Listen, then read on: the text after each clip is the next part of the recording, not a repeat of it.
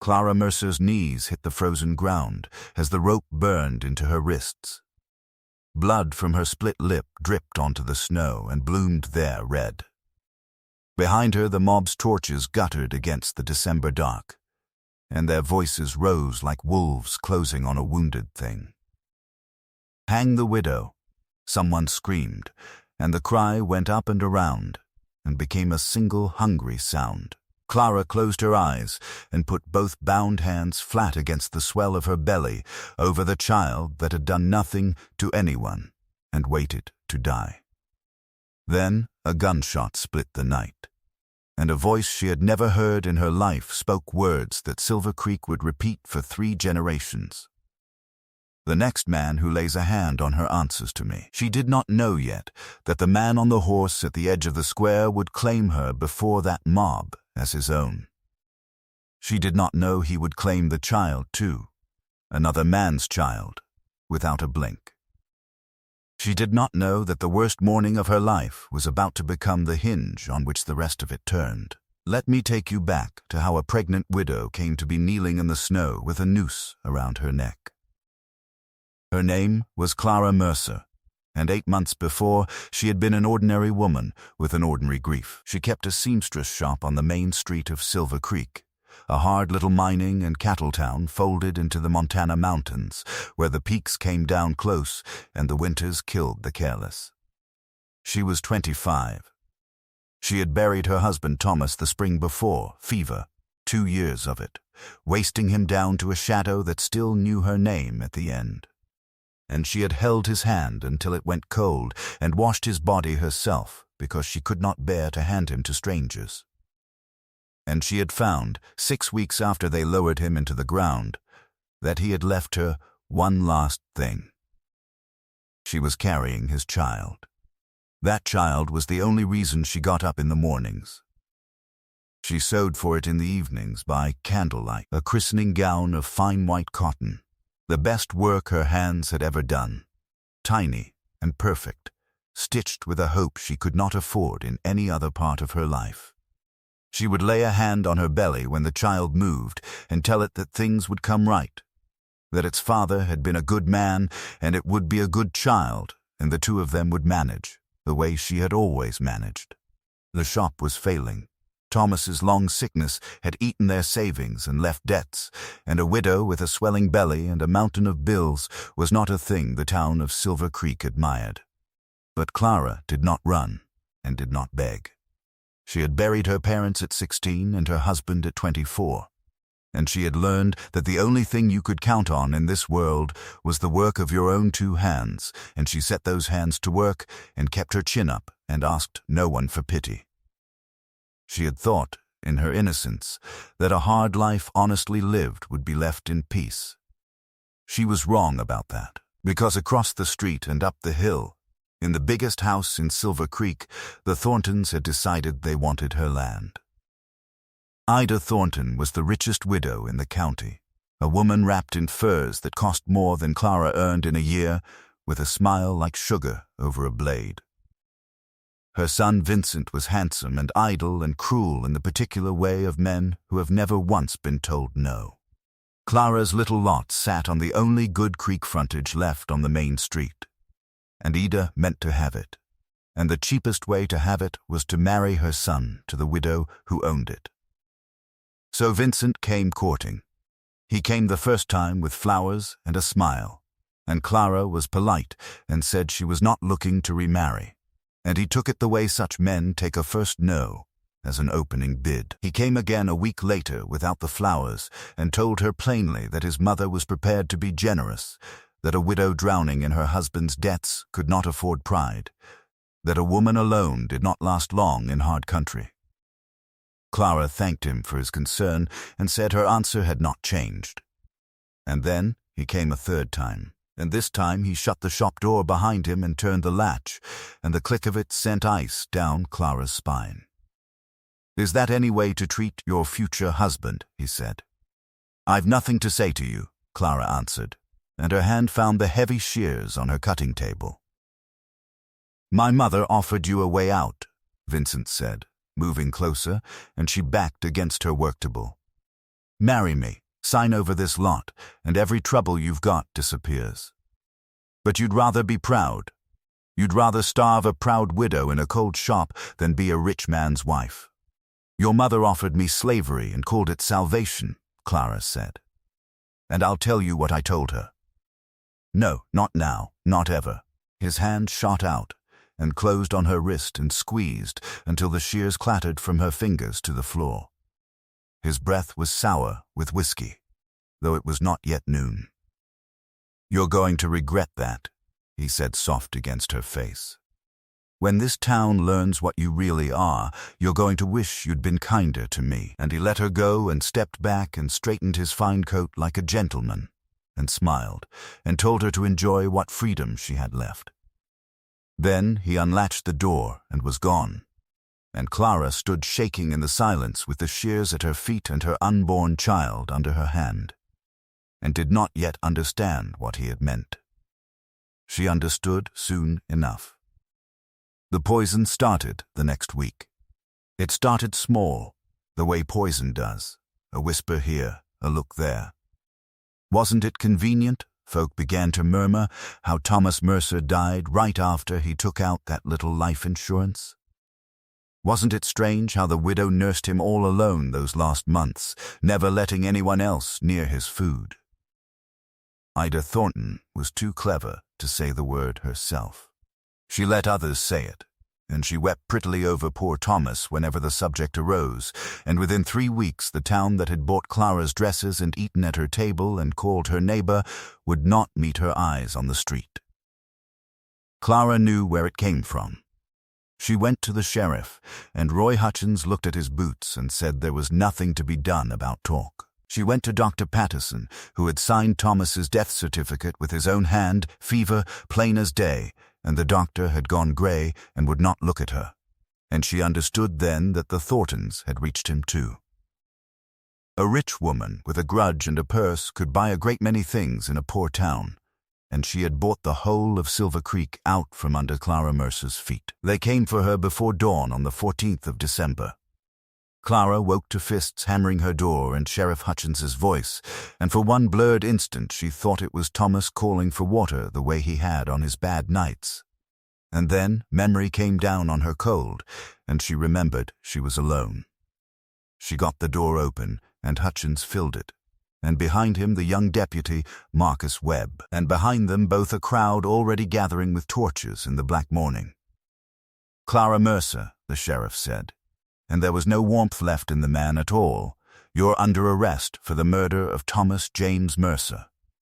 She said it was insane. She said Thomas died of fever. The doctor was there. He signed the paper. Hutchins said the doctor had reconsidered his findings in light of new evidence, and pulled iron shackles from his belt, and the cold of them when they closed on her wrists went all the way to the bone. She asked for 2 minutes to dress. She stood behind her own door with her hands over her belly and made herself breathe. Then she put her chin up and walked out into the snow, and the mob took her. They did not care that she was carrying. Perhaps some of them did not know, and perhaps some made themselves not know, because a man can do a great deal of evil so long as he is careful not to look at it directly. Hands grabbed her arms and her hair and the sleeves of her dress. Someone spat full in her face. Someone else threw a rotted apple that burst against her shoulder and ran cold down her back. Murderess, they screamed, husband killer, poisoner, hang her, and these were voices she knew. The blacksmith who'd shod no horse of hers but tipped his hat on Sundays, the woman who'd stood beside her at 3 funerals. Clara walked through the middle of it with her eyes fixed forward and her jaw set, and would not make a sound, because the one thing left in all the world that was still hers was the refusal to let them see her break, and she would die with that, if she died with nothing else. Halfway to the jailhouse a boot came out of the crowd and caught her ankle, and hands shoved her hard from behind, and she went down. She twisted as she fell, all her body's wisdom bent on one thing, and took the fall on her hip and her shoulder and her outflung hands, and not on her belly, and knelt there in the filthy churned snow, with the cold burning through her dress and blood coming from her split knees. And the crowd laughed. That was the thing she would remember longest. Longer than the rope. Longer than the cold, not the blows.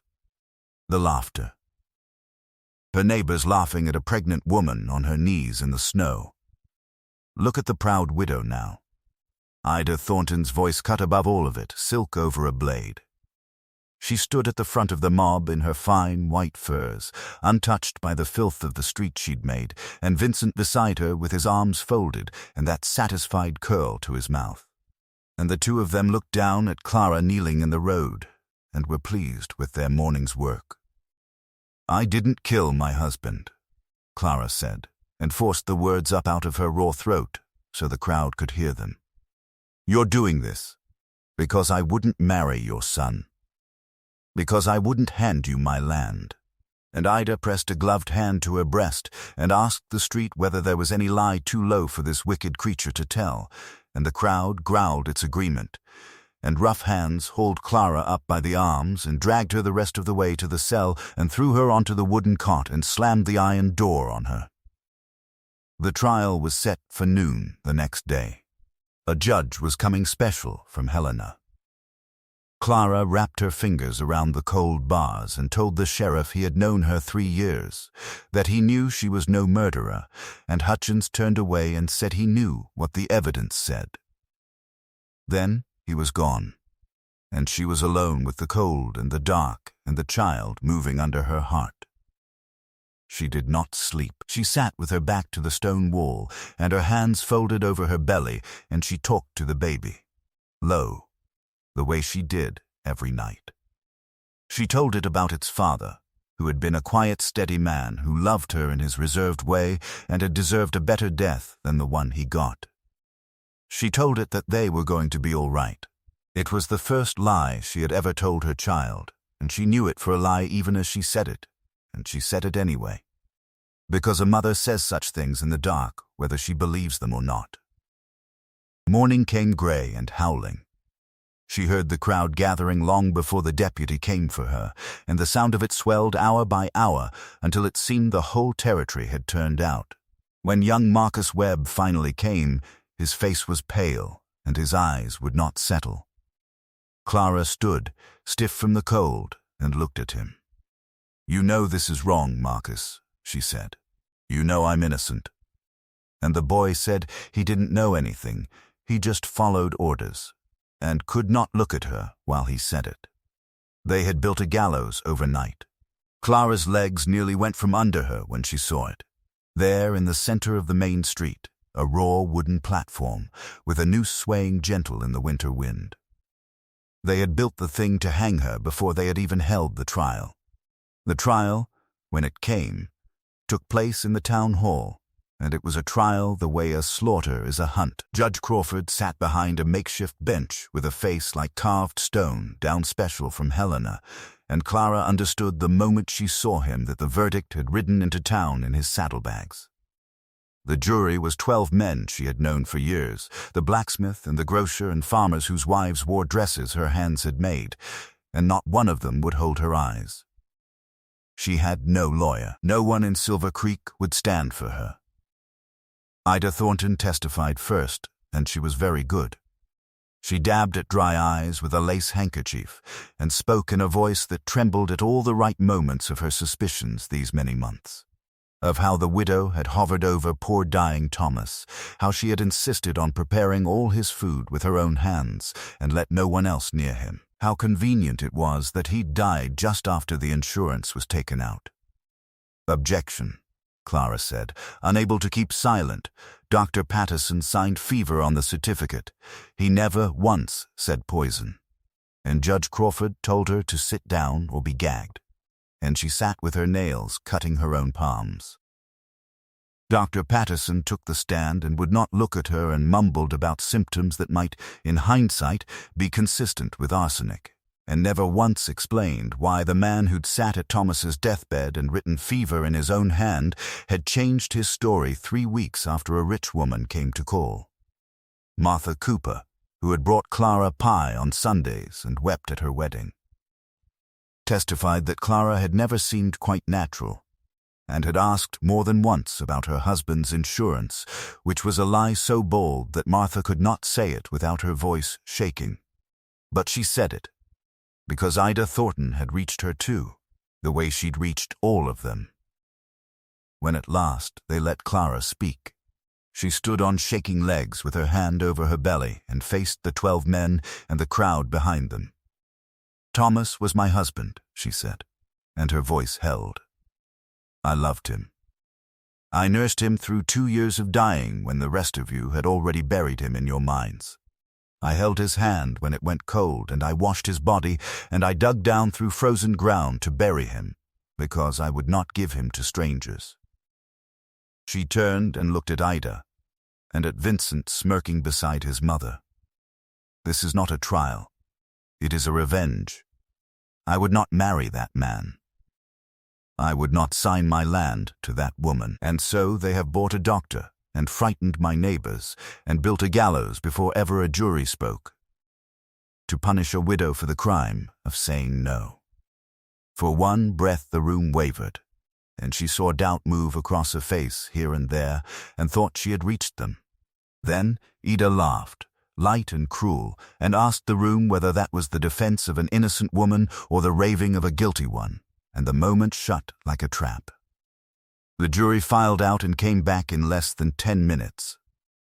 Guilty, Judge Crawford sentenced her to hang, and not next week, and not the next morning, but at once, that very hour, and the crowd came to its feet cheering, and took her, and carried her out into the cold toward the rope that had been waiting for her since before the first witness spoke. They forced her up the gallows steps. The wood groaned. She felt the rough hemp settle around her throat and draw tight. Below her the street was a sea of faces, hundreds of them, the whole town come to watch a pregnant widow die. And in the front row stood Ida and Vincent Thornton, smiling. "Any last words?" the sheriff asked, his hand already on the lever. Clara looked out over the sea of hatred at the people who had been her neighbors, and she put her bound hands one last time over the child that would die with her, and she said, "I am innocent. And may God have more mercy on all of you than you have shown me, because I have none left to give." The sheriff's hand tightened on the lever, and a gunshot split the air. The crowd came apart like startled birds, screaming, stumbling over one another. Clara's eyes flew open. A man sat a big bay horse at the edge of the square, and she understood in a rush that he had been there some while, that she simply had not seen him through the crowd. He was tall in the saddle and broad through the shoulders, and he did not look like the town men around him. He wore the mountains on him, a heavy coat of dark fur over hide and wool, his hair long and dark to his collar, a thick dark beard over a hard-weathered jaw, and a scar running pale down his left cheek. The kind of wound that should, by rights, have killed the man who wore it. His eyes were gray and cold as the winter sky, and a rifle lay across his thighs with smoke still curling from the barrel. He looked like something the high country had made and only lent to the town for the hour. "I said," the stranger repeated, and his voice cut through the chaos like an axe through green wood. "The next man who lays a hand on her answers to me." Sheriff Hutchins stepped forward with his hand on his pistol and began to say that this was a lawful execution, and the stranger walked his horse into the square, and the crowd melted out of his way, and he said he did not care if the execution had been authorized by God Almighty, that woman was not dying today. Hutchins told him he couldn't simply, and the stranger said a name. Gideon Prescott. It fell into the square like a stone into still water, and Clara watched the sheriff go white, watched a shiver of fear move through the whole mob. She had never heard the name. But from the way the town flinched from it, from the way even Ida Thornton's smile curdled, she understood that everyone else had. Prescott dismounted in one smooth motion and climbed the gallows steps as easily as a man climbing his own porch. and the men near Clara scrambled aside to let him pass. Up close he was enormous, and the scar was old and ragged, and his grey eyes, when they found hers, were not cold at all. "Ma'am," he said, low, meant only for her, "I'm going to take that rope off your neck, and then I'm going to take you out of here. Do you understand me?" Clara's throat was too tight to speak. She nodded. His hands were startlingly gentle as he loosened the noose and lifted it over her head, and the relief was so vast she swayed, and his arm came around her and held her up. "I've got you," he said. "Mr. Prescott." Ida Thornton had found her voice. "I demand to know what you think you're doing. This woman is a convicted murderess." Prescott turned, keeping Clara tucked against his side. "Mrs. Thornton," he said, "I might have known you'd be at the center of this particular circus." Then, louder, so the whole square could hear it, "This woman is my betrothed, and the child she carries is under my protection as surely as she is. I do not take kindly to a town that tries to hang my future wife and my heir in the same morning." The silence was absolute. Clara stared up at him, certain she had misheard. She had never in her life laid eyes on this man. His arm tightened at her waist, a warning, and she understood that whatever game he was playing, her life and her baby's life hung on her playing it too. "That's impossible," Ida spluttered.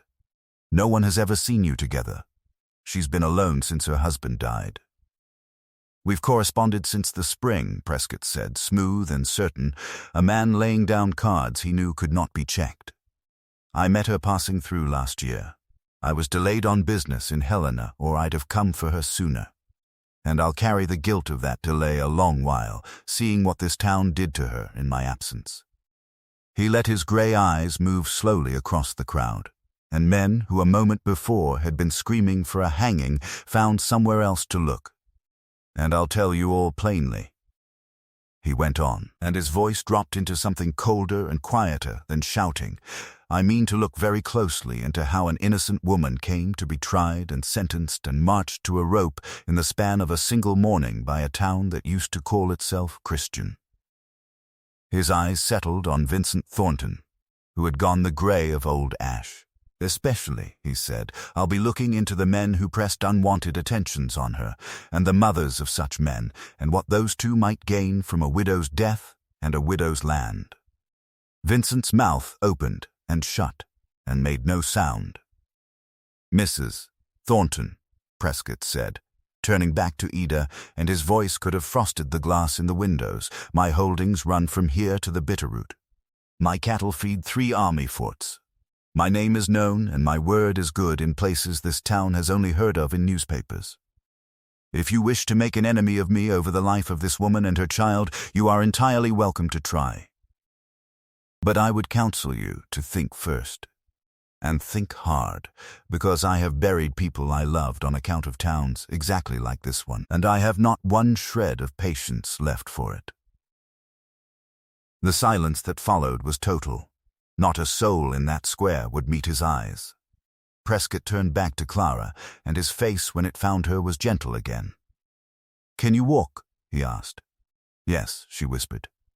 "I think so."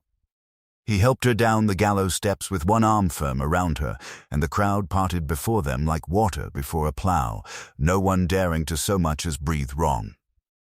He lifted her onto the big bay, mounted behind her, and wrapped that steadying arm around her once more. "Anyone who follows us," he said to no one and to everyone, "will answer for it." Then he turned the horse north toward the mountain road and rode out of Silver Creek at an unhurried walk, daring the whole armed town at his back to lift a hand. And not one of them did. They only stood in the trampled, bloody snow and watched the scarred stranger carry the condemned widow away, and the last thing Clara saw of the place that had tried to murder her was Ida Thornton's face, white and rigid with a fury that had nowhere left to go. Clara was too shocked to weep and too exhausted to do anything but lean into the solid heat of him. An hour ago, she had been about to die. Now she rode into the unknown behind a man she had never met, When she finally found words, they came cracked and small. "Who are you? Why did you do that?" He was quiet a long moment. "My name's Gideon Prescott," he said at last, and his voice had changed, gone lower, almost human. "I've a place 2 hours north. I did it because no one else was going to." "But you don't know me," she said. "You don't know if I'm innocent. For all you know, I did poison him." "Did you?" he asked. Quiet, not unkind. "No," Clara said. "I loved him. God help me, I loved him, and they hanged that love around my neck and called it murder." "Then that's answer enough for one cold morning," Prescott said.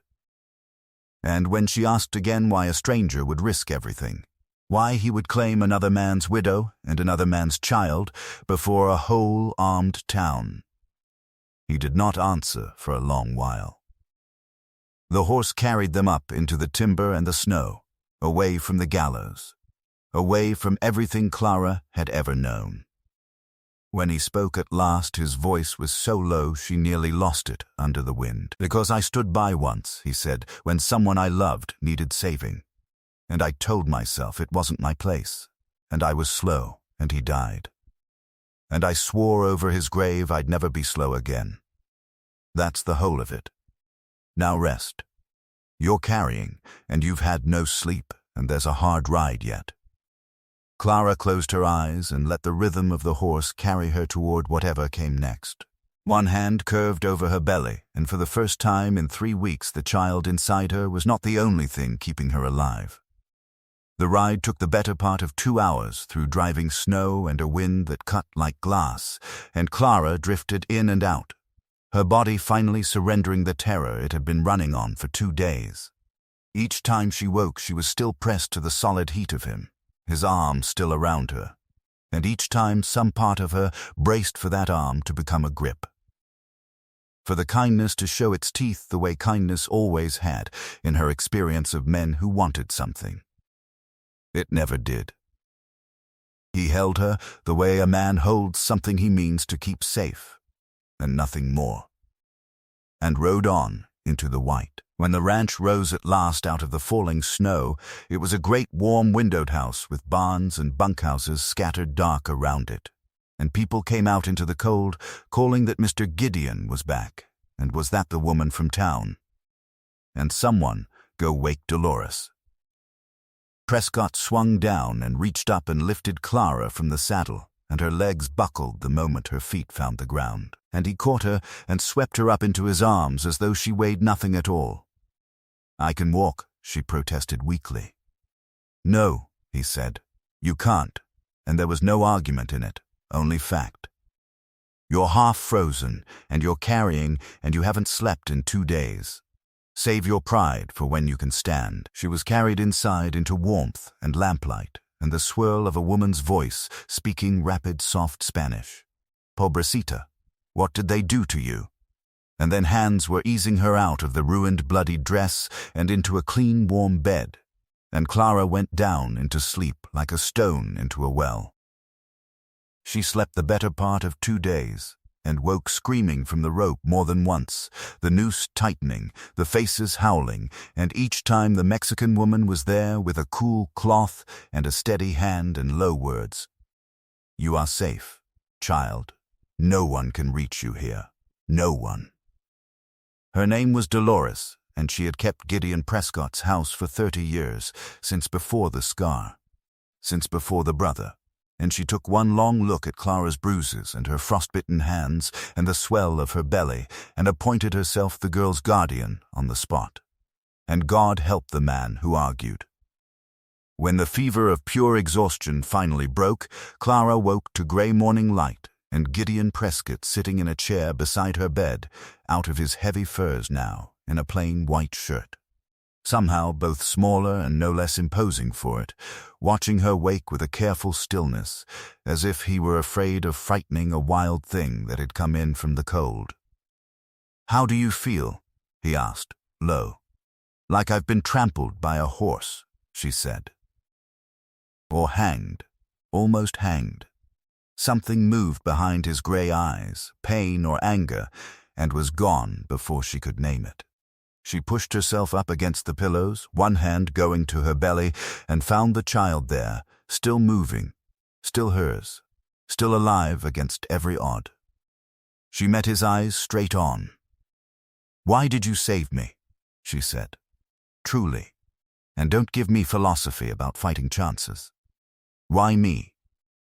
He rose and went to the window with his back to her, and she thought he would not answer. Then he said, "I had a brother.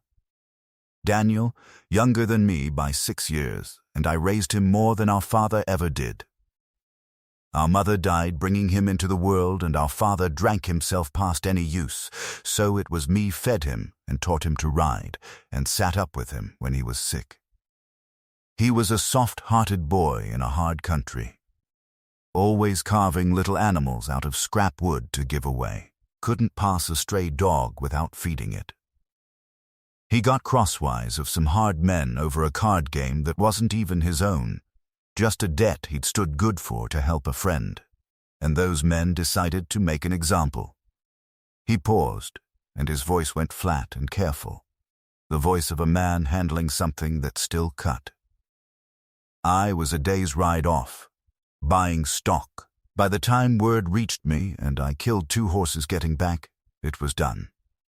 They'd strung him from a cottonwood at the edge of town on a lie, and the whole town had come out to watch, and not one man among them lifted a hand or said a word.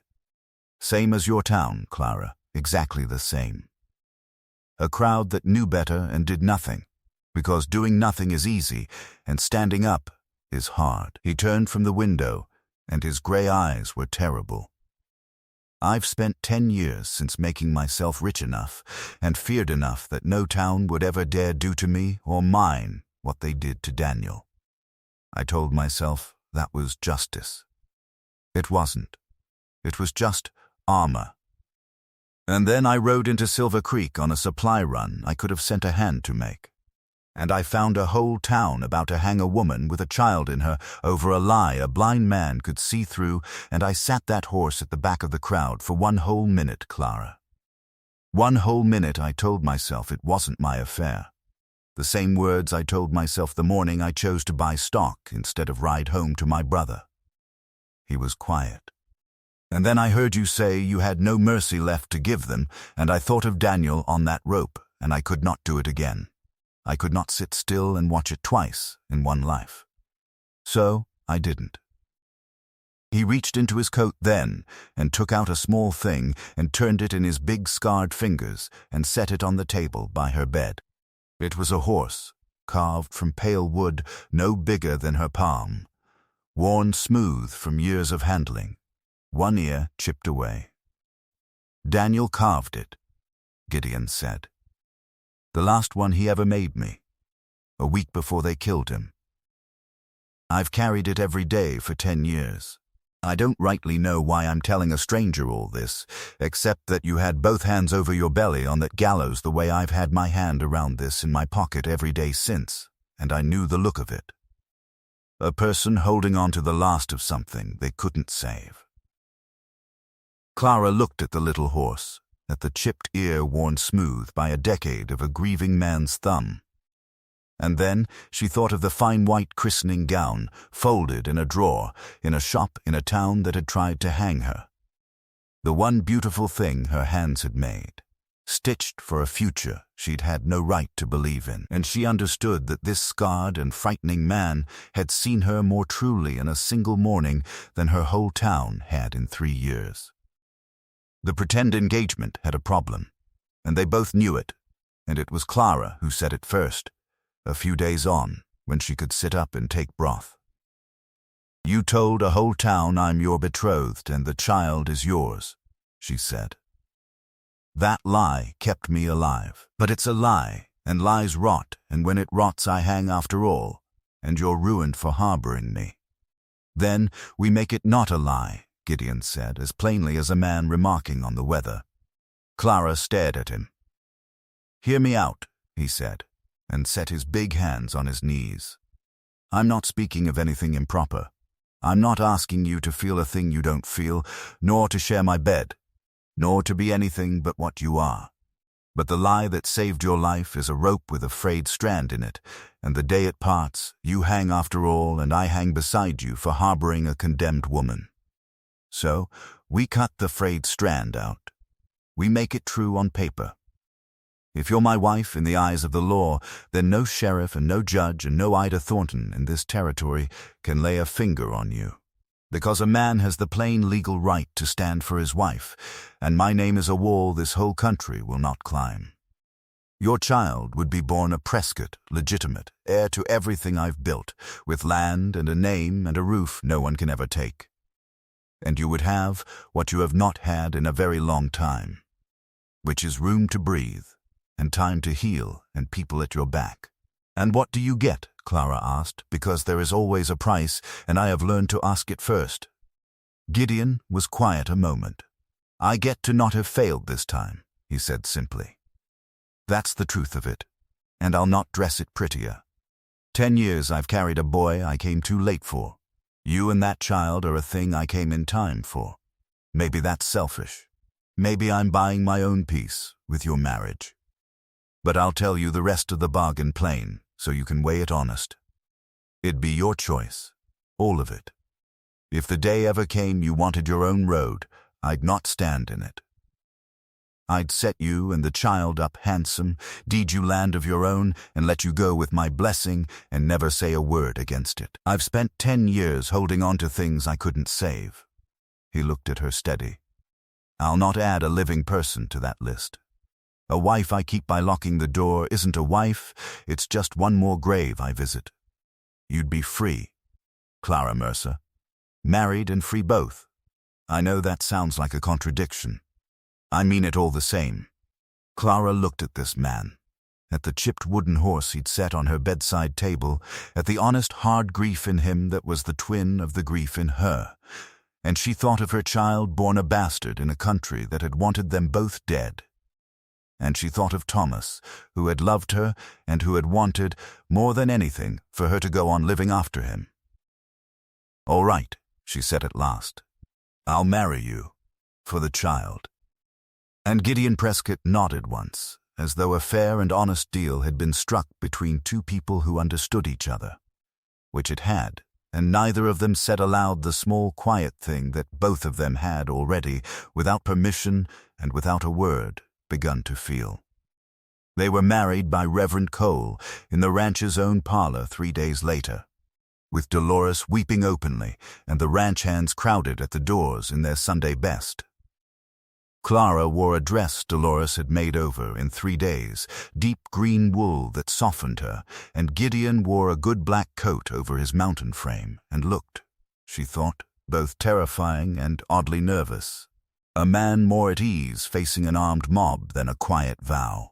When the Reverend said the words and Gideon slid a plain gold band onto her finger, his big scarred hand was not quite steady, and Clara felt the child move under her heart as if it too were listening. That night, and every night after, he slept in his own room down the hall and never once crossed the line he had drawn. He gave her the run of the house and asked nothing. He had Dolores bring her whatever she craved and had a rocking chair built for the nursery before the child was even born, and did it all without fuss, as though providing for a woman and a baby who owed him nothing were simply the plain shape of a decent life. Clara, who had braced her whole life for men to take, did not know what to do with a man who only gave. She kept waiting for the price to come due. It never did. It was in the small things that the truth of it crept up on them both. It was Gideon learning to be still in a doorway rather than fill it, so as not to loom over a woman who had been loomed over enough. It was Clara leaving her door open at night, at first from an old habit of listening for danger, and then, for no reason she would name. It was the evening she could not sleep and came down and found him awake by the fire, and the two of them talked until the sky went gray. Not about the Thorntons or the trial, but about Daniel and about Thomas, the brother he could not save and the husband she could not. Two people who had each carried the last of someone in their pocket for years and had never once had another soul who understood the weight of it. It was Gideon taking up his dead brother's craft again for the first time in a decade, whittling by the fire of an evening while Clara stitched. Small, clumsy animals at first, and then finer ones. A whole small arc of them lining up on the mantel for a child that was not his by blood, and was becoming his in every way that mattered. Neither of them spoke of it, but the thing that had begun as a name on a paper was, quietly and without permission, becoming a marriage in truth. The Thorntons did not let it go. Gideon had known they wouldn't, and said so. The first blow was legal. Ida hired a lawyer out of Helena to argue that Clara's conviction stood, that a marriage after sentencing changed nothing, that the territory owed the good people of Silver Creek a hanging. Gideon met it with lawyers of his own and a stack of money that made the argument go quiet. But it bought time, not peace. The second blow was the poison Ida did best. Word crept out of Silver Creek that the widow had bewitched Gideon Prescott, that she'd murder him too once she'd got her claws into his fortune, that the scarred rancher was a fool led by a pretty killer. Clara heard it secondhand, and it ate at her, not for her own sake, but because Gideon had risked everything and was being repaid in filth. So she did the thing she was best at. She went to work. If the town believed her guilty, then the answer was to prove her innocent, plainly in a way no lie could paint over, and there was one person who could do it, if she could be reached. Dr. Patterson had signed fever and then, under Ida's money and menace, said poison. A man who could be bought could sometimes be shamed, and a man who had helped condemn an innocent woman to hang did not always sleep easy. Gideon went to see the doctor and took Clara over his own objection, because she said it had to be her face the man answered to. They found Patterson in his surgery in the middle of the afternoon with a bottle already half gone, a grey, trembling wreck of a man, and it did not take long. Because he had been waiting all these weeks to be caught the way a sinner waits for the sermon that names him. He looked at Clara standing in his doorway, alive, round with the child they'd tried to hang, and something in him simply gave way. "I'm sorry," he said, before either of them had spoken a word. "God forgive me, I'm sorry. Ida Thornton came to me after your Thomas passed, Mrs. Mercer. She had money in one hand, and in the other she had a thing about my past. A matter from my years back east that would finish me if it were known, and she told me plain that if anyone ever asked, I was to say poison. There was no poison." He was weeping now, the shameful, loose weeping of a weak man. "Your husband died of fever, exactly as I wrote it the first time, exactly as I watched it take him. I signed the truth and then I sold it, and I have not slept a whole night since." Gideon stood very still and very large in the small room, and said nothing and let the silence do the work. Patterson wiped his face. "I'll swear it," he said. "Before a judge, before God, before the whole territory, I'll swear what I've told you, and let the ruin fall where it falls. It's past time. I should have done it before they ever built that gallows." That was the proof, sworn and signed the next morning before a notary, with Gideon's lawyer and 2 witnesses to see it done, copies sent by fast rider to the territorial marshal and to a judge in Helena who was known to owe the Thorntons nothing. But proof, Gideon warned her that night, his face grave in the firelight, was the most dangerous thing they had yet done. Ida Thornton, with her crimes about to be laid bare, was a far worse animal than Ida Thornton comfortable. A woman who would hang an innocent to steal a creek lot would not sit quiet while a signed confession rode toward Helena. "Bar the doors," he told the hands. "Keep the horses saddled." He was right to. They came in the black hours 3 nights later, when the confession had been sworn and copies sent, meaning to end the witness before her testimony could end them. Clara woke to the smell of smoke and Gideon's hand hard on her shoulder, and one low word, "Up." She was heavy with the child now, and slow, and Dolores got an arm around her and hurried her toward the stairs while Gideon pulled on his boots and took up his rifle, his face, in the red flicker of firelight, gone to stone. "They've fired the barn," he said. "Stay in the cellar with Dolores. Bar it from inside, and don't come out for anything. Do you hear me? Not for anything." Through the window, Clara saw the big barn standing 30 feet in flame against the black sky, the horses screaming, dark riders wheeling in the firelight, and Gideon's hands running out from the bunkhouse half-dressed with rifles. It was chaos, muzzle flash and smoke, and the awful sound of panicked animals. And Ida Thornton's hired men in the middle of it, come to burn the Prescott ranch to panic and cover, come in the confusion to reach the one woman whose word could hang the pair of them. Clara let Dolores take her down to the root cellar. And then she did not stay. She had never in her life been able to abide waiting in the dark to be saved. The gallows had burned that out of her for good, the memory of kneeling helpless while other hands decided whether she lived. Dolores kept a pistol wrapped in oilcloth on a shelf among the preserves, an old cap and ball her late husband had left her, and Clara took it and loaded it with hands that did not shake, and told Dolores to bar the cellar behind her, and went up into the smoke. It was well she did. A man had slipped the fight at the barn and come wide around to the house, to the back door, to the woman he'd been paid to silence, and he was already inside, in the dark kitchen, when Clara came through it. He was a big man, and he had a knife, and he grinned when he saw her, a pregnant woman in a nightdress, because a man like that had never once in his life been afraid of a woman and did not know how to start. "You come quiet," he said, "and it'll go easy on the babe." Clara raised the pistol and thumbed the hammer back and did not raise her voice at all. "The next step you take," she said, "will be the last one you ever take." He did not believe her. That was the mistake so many of them made, Vincent Thornton and the whole town of Silver Creek, and now this man in the dark. The mistake of thinking they knew exactly what Clara Mercer would and would not do to protect her child. He took the step. She fired. The old pistol bucked in her hands and roared and filled the kitchen with smoke and the smell of powder, and the man folded and sat down hard against the wall and slid slowly sideways and did not get up. Clara stood over him with the gun still level and her ears ringing and her whole body shaking. And she did not fall, and she did not weep, and she did not look away. By the gray of dawn, it was over.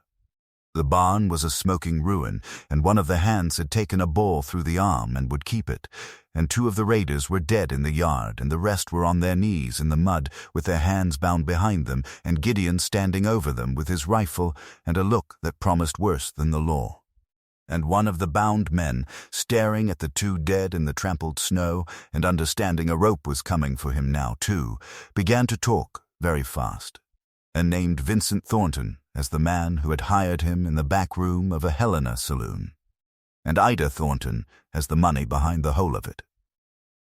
Gideon looked at Clara across the ruined yard, at his wife standing straight-backed in a scorched nightdress with an old pistol hanging from her hand, and there was in his grey eyes a thing past fear and past pride, something like awe.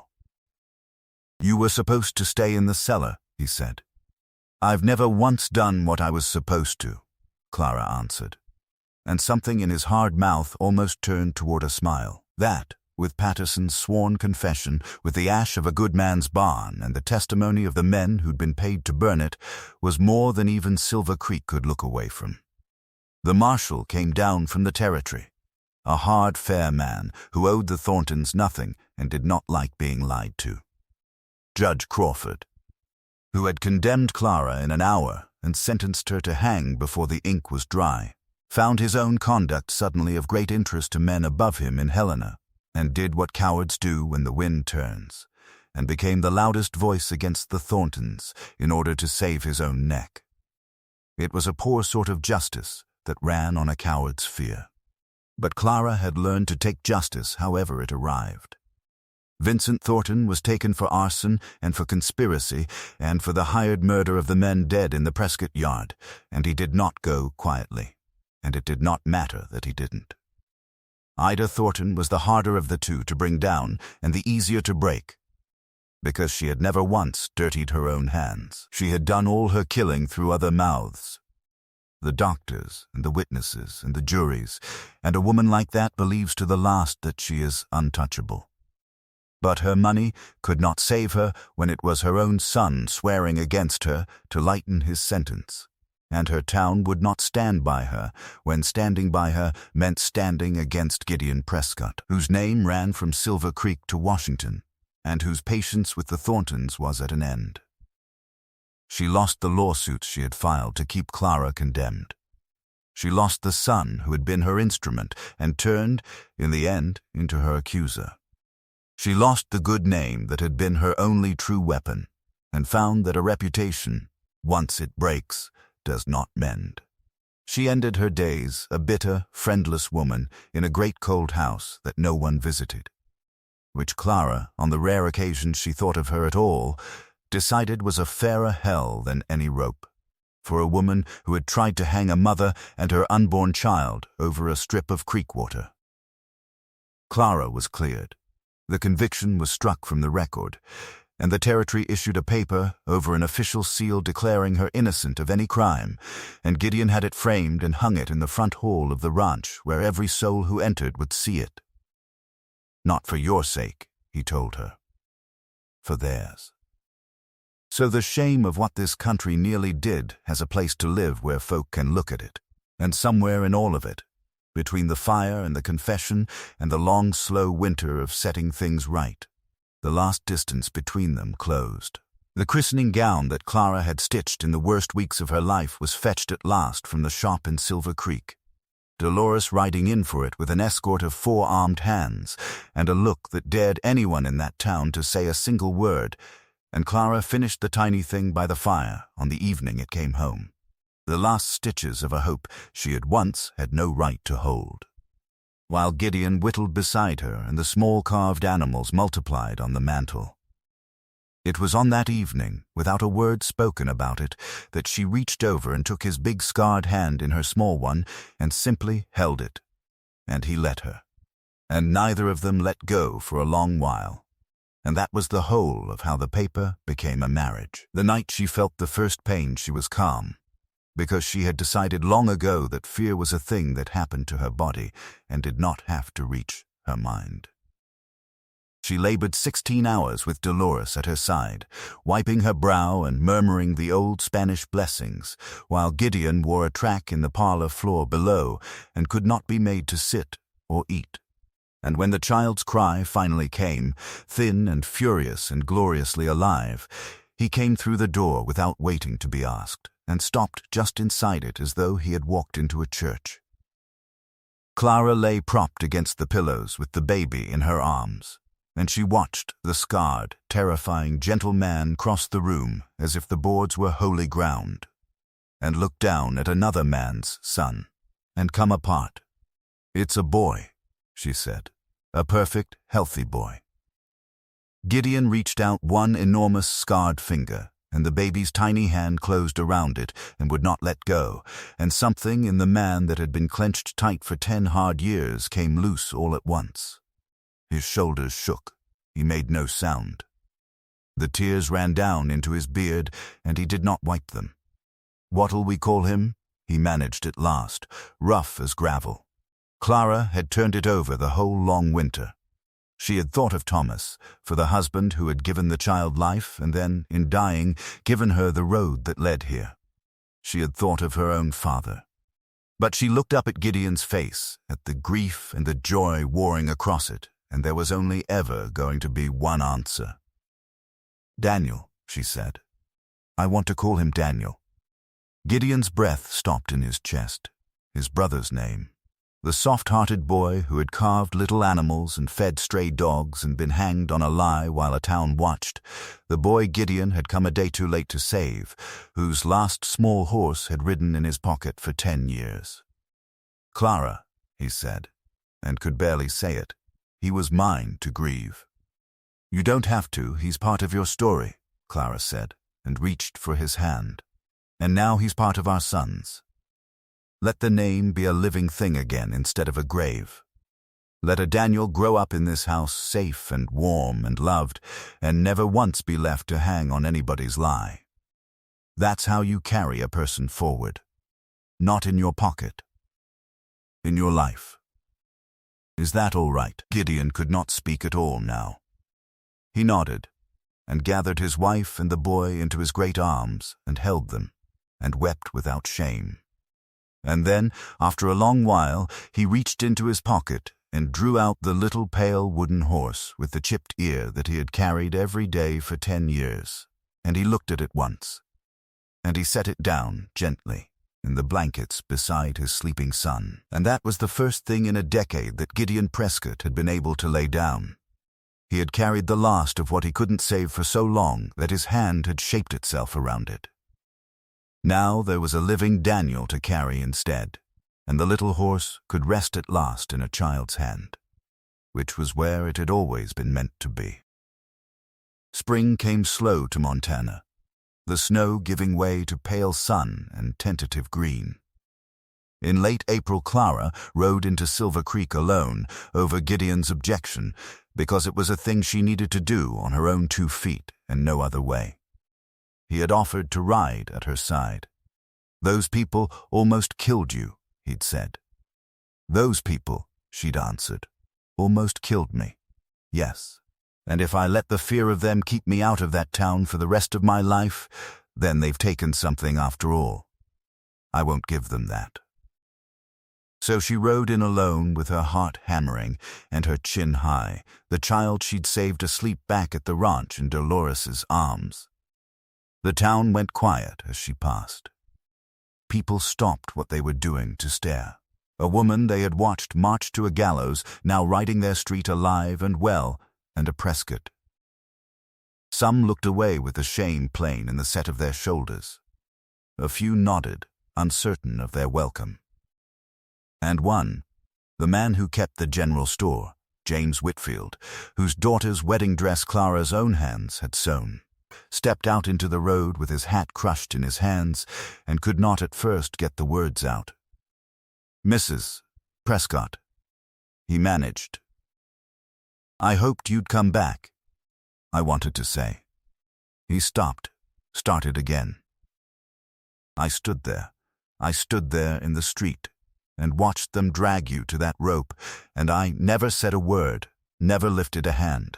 And my wife wore a dress you made, and my girl was married in one, and I stood there and let them. I'm ashamed. I'll be ashamed till the day I die. Clara looked down at him from the saddle a long moment. This man who had smiled at her across a counter for 3 years and then stood silent while a mob tried to murder her.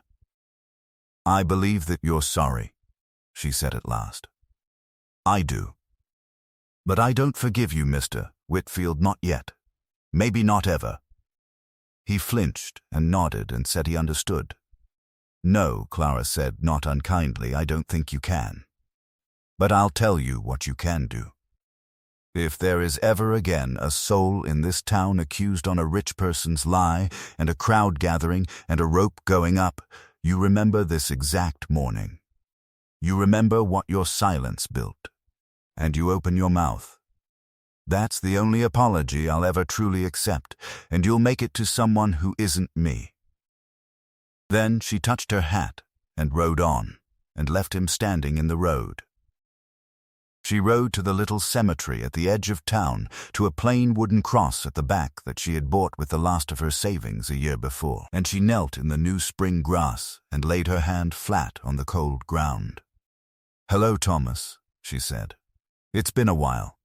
The wind moved in the pines and carried the smell of thaw and new growth. "I found out the truth of how you died," she told him. "What they said about it. About me. It's all put right now, or as right as such things get." She was quiet a while. "I've married again," she said. "A good man. A hard one to look at and a gentle one to know, and I think you'd have liked him, and I know he'd have liked you." because you were both the quiet kind that does the loving without making a show of it. We named the baby. Thomas, your baby. We named him Daniel, for a brother he lost, and I hope that's all right. I hope you understand it isn't me forgetting you. It's me carrying everybody forward at once, which is the only way I know how to live. She pressed her palm to the earth. I loved you, she said. I always will. But I'm letting myself be happy now. I hope you'd want that. I think you would. And she stayed there kneeling a long while, and when at last she rose she felt lighter, as if she'd set down a stone she had not known she was still carrying, the way Gideon had set down the little wooden horse. Goodbye, Thomas, she said, and touched the cross, and mounted, and rode home to her husband and her son. The years came on the way good years do, too full to summarize, only to be lived. Little Daniel Prescott grew like a weed, gray-eyed like the man he called father, stubborn-chinned like his mother, and he carried a worn pale wooden horse everywhere he went, and would not sleep without it. Other children came in time, a daughter, another son, and the big house filled with noise and the beautiful ordinary chaos of a family. Clara opened a small school on the ranch, the thing she'd always meant to do, and taught the children of the hands their letters. Gideon's hair went more silver than dark, and the hard watchfulness in him eased year by year, worn smooth the way his brother's carved horse had been worn smooth, by being held. One evening 10 years on the porch of the house they'd built, watching the sun go down gold over the peaks, Gideon wrapped his arms around her from behind and asked what she was thinking. She said she was thinking how far they'd come. He said that the day he'd seen her on that gallows was the most afraid he had ever been in his whole life. More afraid than any fight, any winter, any hard thing the mountains had ever thrown at him, afraid of being too late, of failing her the way he'd failed Daniel. But you weren't too late, Clara said, turning in his arms to face him. You came. You claimed a stranger and her unborn child in front of a whole town that wanted us both dead, and you never once asked a thing in return. And then you spent 10 years proving it wasn't a lie. You saved yourself, Clara, he said. You always did. I only rode up in time to give you the chance to. Then thank you for the chance, she said. And thank you for believing that a condemned woman and a child nobody in the world wanted were worth the whole of your good name and your fortune and your life. Not many men would spend all they had on a stranger in the snow. You weren't a stranger, Gideon said, rough with it. I knew you the moment I saw you. I'd been you, on the wrong end of it, 10 years running. You were worth everything, Clara. You still are. You always will be. And any regrets I've got in this life, you and that boy are not among them, and never could be. They stood a while in the gold light with the mountains going blue beyond, and did not need to say more. From inside the house a boy's voice called them to supper, and there was the clatter of the younger children and Dolores's voice scolding fondly in 2 languages, and the ordinary beautiful noise of a full house. Clara took her husband's scarred hand and led him in out of the mountain dusk, into the warmth and the light of the home they'd made together, and she thought about the woman she had been, kneeling in the snow with a rope on her neck and both hands over the one small hope she had left in all the world. She had lost everything once. Her name, her town, her first husband, every reason the world had bothered to give her to keep standing. And she had not been destroyed. She had been remade. The worst morning of her life had turned out to be the first morning of the best of it, and the child they had tried to hang inside her was calling her now from a warm, bright kitchen to come and eat. A boy with gray eyes and a stubborn chin and a worn wooden horse he would not sleep without, and that, Clara Prescott knew with a certainty that nothing on this earth would ever take from her again, was a victory that would outlast her, and outlast the men and women who had built that gallows, and stand when all of them were dust. Outside, the first stars came out over the mountains, enormous and cold and beautiful and indifferent to the small warm lives beneath them. Inside, her family gathered around her, laughing and alive. This was her story. Not the gallows. Not the rope, not the lie, not the mob. This, the warmth, the light, the child, the man, the home, built out of the ashes of everything they'd tried to burn. And no one would ever take it from her again.